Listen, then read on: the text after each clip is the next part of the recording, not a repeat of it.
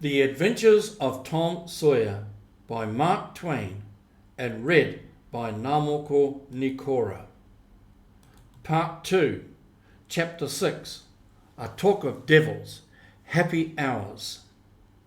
The next morning, Tom was very sad. This was the beginning of another week of slow suffering in school. He usually began this day wishing that there had been no Saturday and no Sunday. Because of them, school seemed more painful to him. He lay in bed thinking if he were sick, he could stay home. He thought carefully about all parts of his body, but he could discover no sickness. Then he looked at his foot. His foot had been hurt. He had an idea. He began to cry as if with pain, but Sid, in his bed across the room, continued to sleep. Tom's voice grew louder. Now he seemed to feel real pain in his foot. No result from Sid. Tom said, "Sid, Sid," and tried shaking him. This time the result was good. When Tom cried again, Sid sat up and looked at him. He said, "Tom, what is wrong?" No answer. Now Sid tried shaking Tom. Tom said, "Oh, do not do that, Sid. It hurts me. I must call Aunt Polly." "No, do not call her." He cried loudly again. Then he said, "I will forget everything bad that you have done to me, Sid, when I am dead." "Oh, Tom, are you dying? Give my cat with one eye to that new girl and tell her." But Sid was gone. He ran to his aunt. "Oh, Aunt Polly, Tom is dying." "Dying? I can't believe it." But she ran. Her face was white with fear. At the bedside she cried, "Tom, Tom, what is wrong?" "It is my foot, Aunt, where I hurt it. The doctor must cut it off." The old lady sat down in the chair and laughed a little, then wept a little, and then did both together. Feeling better, she said, "Tom, you stop that and get out of bed." Tom stopped crying, and the pain stopped too. As he walked to school, he met Huckleberry Finn. Huckleberry's father was always drunk. None of the mothers in the village liked Huckleberry, but all the children liked him. They wished that they dared to be like him. Tom also wished that he could be like Huckleberry. He had been ordered never to play with him. Therefore he played with Huckleberry every time that it was possible. Huckleberry was always dressed in old clothes. The clothes were always too big for him. His hat was full of holes. The bottom of his coat touched the ground. He came and went as he wished. He did not sleep in a bed. He did not sleep in a house. He did not go to school or to church. He could go swimming or fishing when and where he might choose. He was the first boy to wear no shoes in the early summer. He was the last boy to wear shoes in the early winter. He never washed. He did everything that any boy could desire. Tom said, "Hello, Huckleberry." "Hello yourself." "What is that?" "Dead cat." "Let me see him, Huck." "Where did you get him?" "From a boy." "Why do you want him, Huck?" "To take off these warts." Huckleberry showed Tom the small spots of thick, hard skin on his hands. "I take them off with a bean, Huck." "Yes, bean is good. I have done that." "How did you do it?" "You take the bean and break it in 2 pieces. Then you cut the wart and get some blood. Then you put the blood on half the bean. You make a hole in the ground. You put that half of the bean in the hole and cover it with earth. You must do this in the middle of the night where 2 roads cross and when the moon is dark. Then you burn the other half of the bean. The piece of bean with blood on it will try to pull the other half to it. and that helps the blood to pull the wart, and it is gone from your hand. Yes, that is right, Huck, although when you put the bean in the ground you should say, down bean, off wart, appear no more. But how do you take off warts with a dead cat? You wait until the dead body of some bad person has been put in the ground. Then you take your cat and you go to that place before in the middle of the night. At the middle of the night a devil will come to carry the dead man away. Perhaps 2 or 3 devils will come. You can't see them, you can only hear a sound like the wind, or perhaps you can hear them talk. And when they take the body away, you throw the cat after them. You say, devil follow body, cat follow devil, warts follow cat. That will take off any wart. Did you ever try it? Not yet. Huck, when are you going to do it? Tonight. I think they will come to get old Hoss Williams tonight. But they put him in the ground Saturday. The devils would take him Saturday night. The devils can't come until 12. At 12 o'clock on Saturday night, it is Sunday. Devils can't come on Sunday. I never thought of that. Let me go with you. If you won't be afraid. Afraid? Will you come to my house and call to me? Make a noise like a cat. Yes, but you answer. Another night I came to your house saying, meow, meow, like a cat. But you never answered, and your neighbour threw stones at me. Aunt Polly was watching me, but I will meow this time. Tom continued walking to school. He went in quickly and sat in his seat. The teacher looked at him. Thomas Sawyer? Tom knew that trouble was coming when his whole name was used. Why are you late again? Tom looked around the room. He saw the new girl. No girl sat in the seat beside her, and girls sat in all the other seats on the girls' side of the room. He said, I stopped to talk with Huckleberry Finn. All the children looked at Tom. It was very foolish to say that to a teacher. Thomas Sawyer, I never heard more surprising words. Take off your coat. The teacher had a supply of thin branches cut from a tree. He used and broke several of these while beating Tom's back. Then he ordered, Go and sit with the girls. The new girl turned her back toward Tom. Then after a short time, she turned toward him, and she saw an apple on the table in front of her. She moved it away. Tom gently moved it toward her. She moved it away again. Tom returned it. Then she let it remain where he had placed it. Now Tom began to make a picture on a piece of paper. He held one hand over it while he worked, and she could not see it. She tried to see. He seemed not to notice her interest. Then she said, Let me see. He showed her. It was a picture of a house. It was not good, but she thought it was. It is nice. Now make a man. The man was bigger than the house. It is beautiful.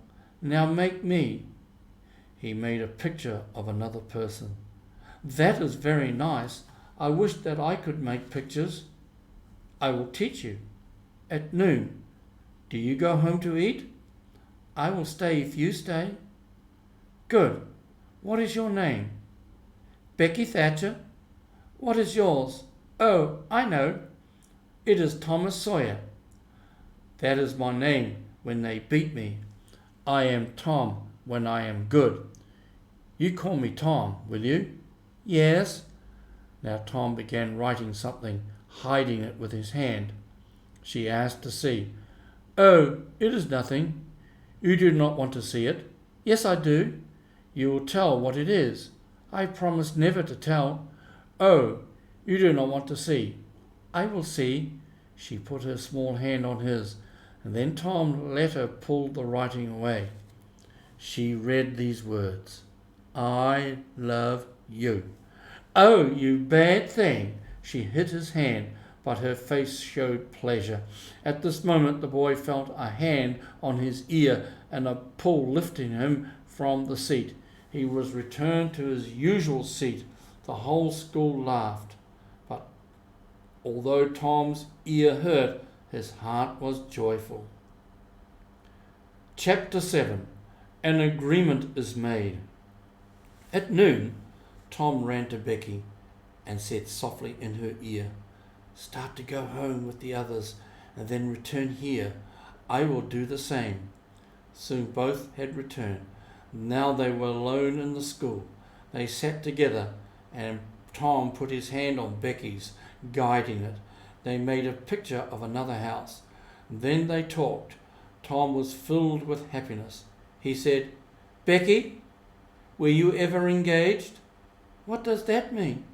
Did you ever promise to marry any boy? No. Would you like to be engaged? What do? You tell a boy that you will marry him. Then you kiss. That is all. It is easy. Why do you kiss? They always do that. Do you remember what I was writing? Yes. What was it? Shall I tell you? Yes, but not now. Tomorrow. No, now. I will say it quietly, Becky. Close to your ear. He put his arm around her and said the words quietly. Now, you tell me. She made him turn his face away. Then she came near. Her breath moved his hair as she said, I love you. Then she jumped away from him and ran around the seats, with Tom running after her. He caught her in a corner with her hands over her face, but her hands dropped. Tom kissed her and said, Now it is all finished, Becky, and always after this you can't love any boy except me, or marry any boy except me, and you can't marry any girl but me. Certainly, that is part of it, and we will walk to school together, because we are engaged. It is nice. I never heard of it before. Oh, it is fine. Me and Amy Lawrence. The big eyes told him that he had said the wrong thing. Oh, Tom, I am not the first that you were engaged to. She began to weep. I do not love her now. I do not love any girl except you. More weeping. Tom took from his pocket the thing he valued most. It was a ball-shaped object of no worth, but as bright as gold. Becky, take this. She hit it from his hand to the floor. Then, filled with anger, Tom marched out of the school and over the hills and far away. He would return no more that day. Becky had not really wanted him to go, and when he did not return within a few minutes, she called, Tom, come back. Then she wept again. Chapter 8. Tom decides what to do. Half an hour later, Tom was beyond Mrs. Douglas's house on Cardiff Hill. He entered a thick forest, went to the centre of it, and sat down under a tree. He was very sad.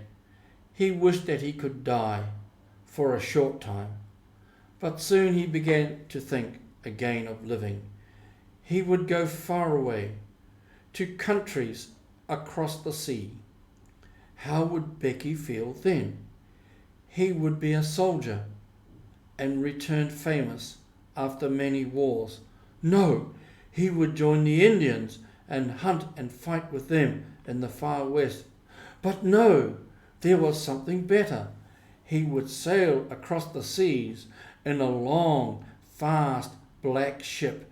He would follow other ships, take the gold and silver they carried, then send them to the bottom of the sea. That was it. He would be a pirate, famous in the whole world.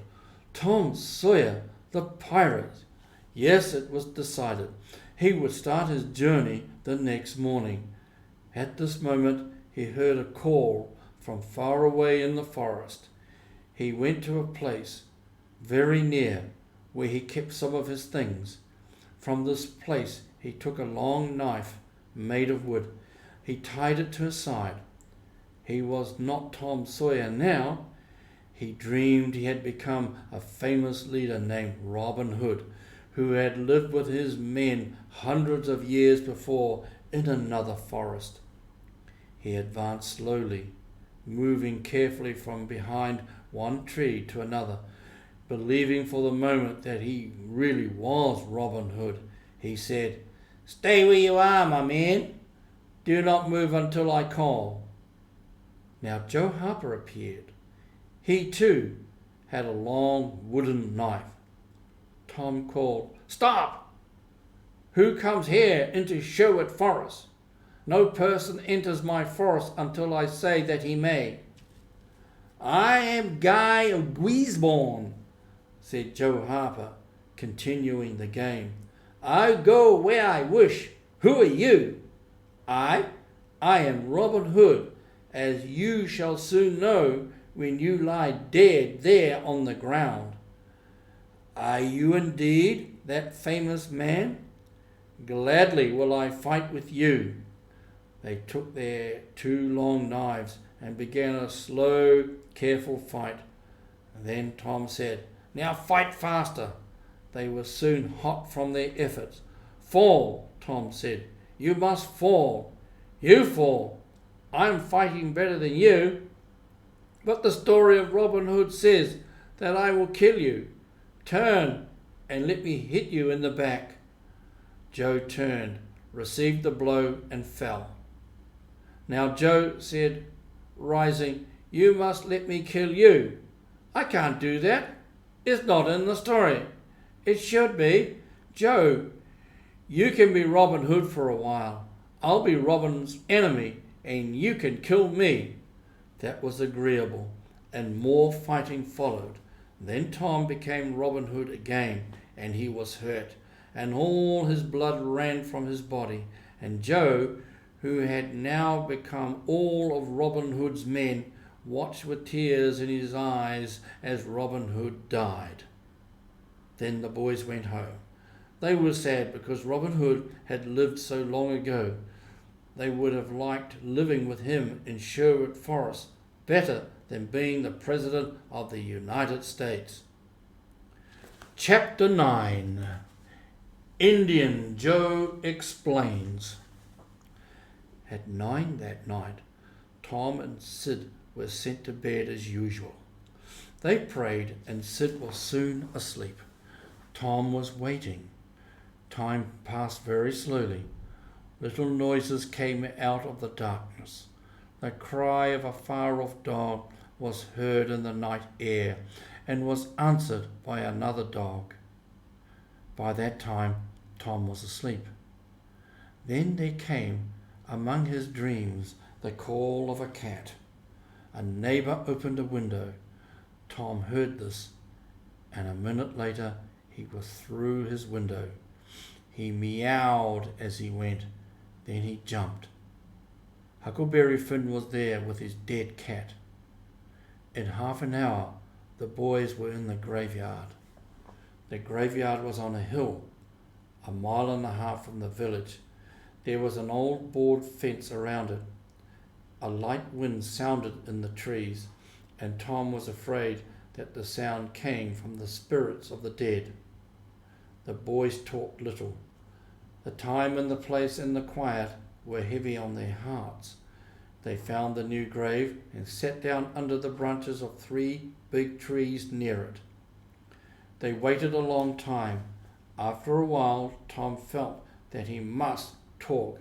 "Huck, do you believe that the dead people are pleased to have us here?" "I wish I knew."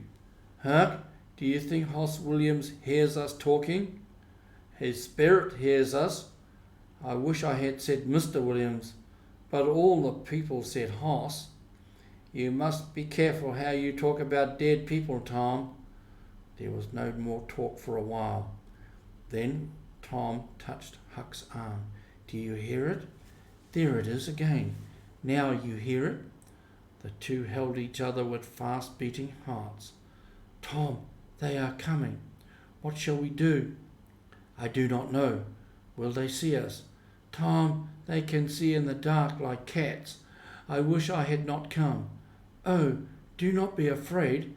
We are doing nothing. If we are completely quiet, perhaps they won't see us. I will try, Tom, but I am shaken. Listen. The sound of voices came from the far end of the graveyard. Look, see there, said Tom. What is it?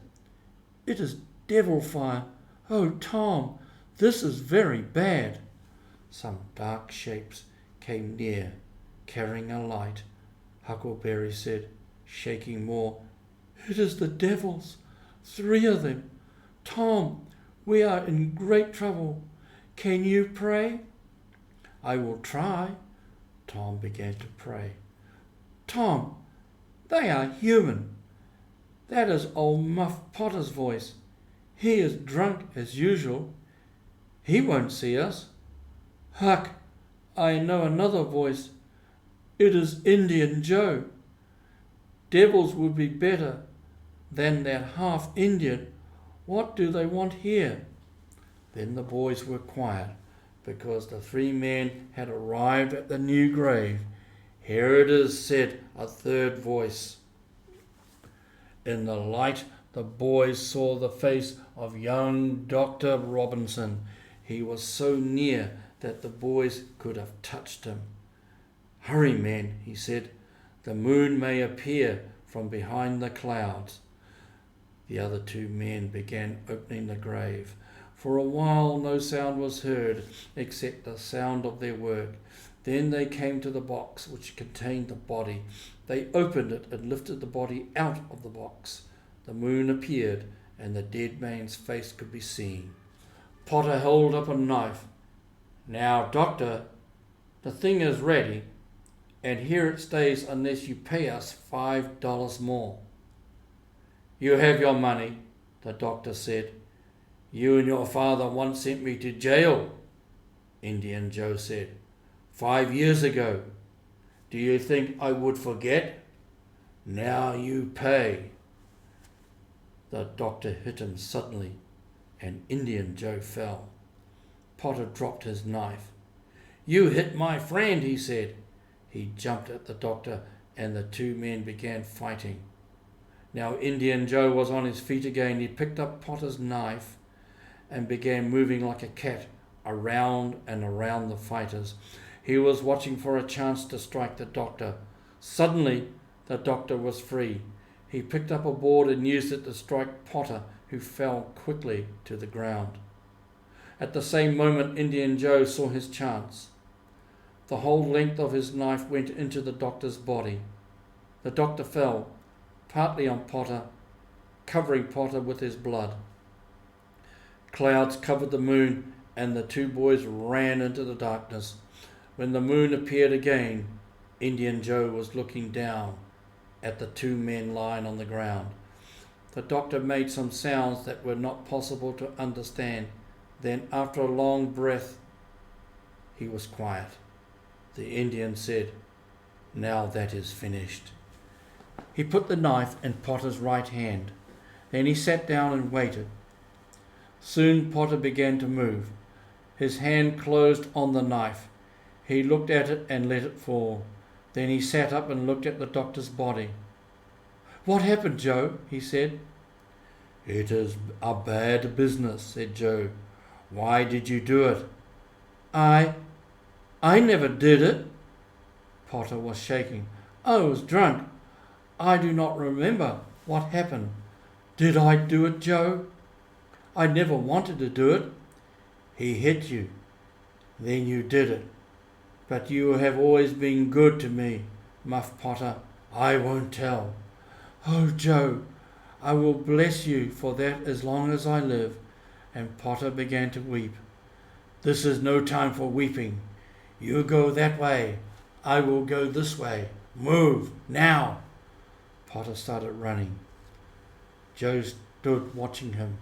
He forgets his knife because he is drunk. When he remembers, he will be afraid to return for it. 2 or 3 minutes later, the dead doctor, the body from the grave, the open box were alone under the moon. The quiet was complete again. Chapter 10. The Promise, the Result of Fear.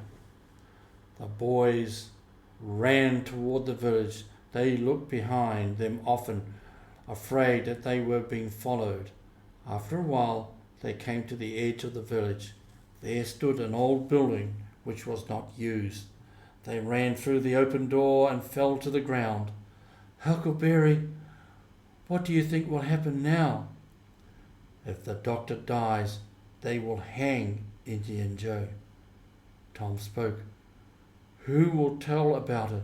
You and I? If we did, and if Indian Joe did not hang, he would kill us. I was thinking that, Huck. Let Muff Potter tell if he is fool enough.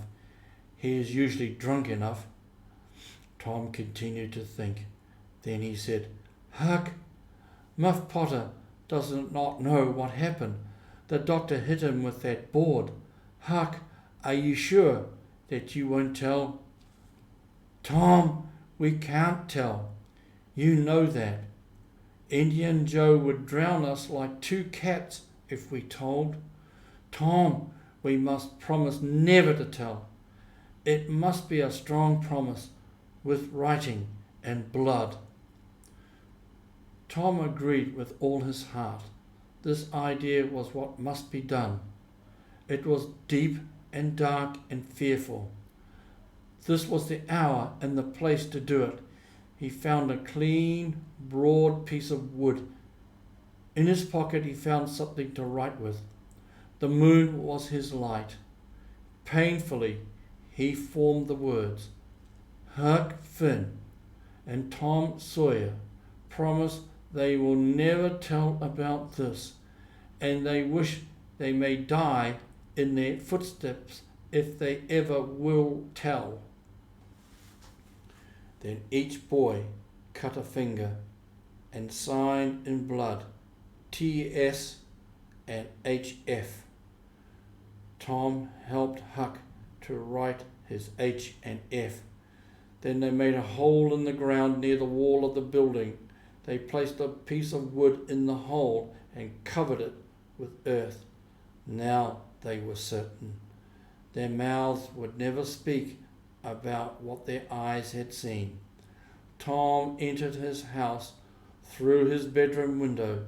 The night was almost gone. He took off his clothes very quietly and lay down. He believed happily that his aunt would never know what he had been away. But Sid was not asleep. The next morning his aunt gave him some food. Then she wept, and she asked him why he had hurt her old heart. She wished to help him to be good. She tried and tried, but she could try no more. 1,000 beatings would have been easier for Tom. He wept. He promised to be good, but he felt that she did not believe his promises. He went to school, and there the teacher beat him and Joe Harper because they had run away from school the day before. Then he went to his seat. A hard object covered in paper was waiting for him there. He opened the paper. Inside was the bright, shining ball that looked like gold that he had given to Becky Thatcher. This was too much. Now his heart was broken. The end of part 2.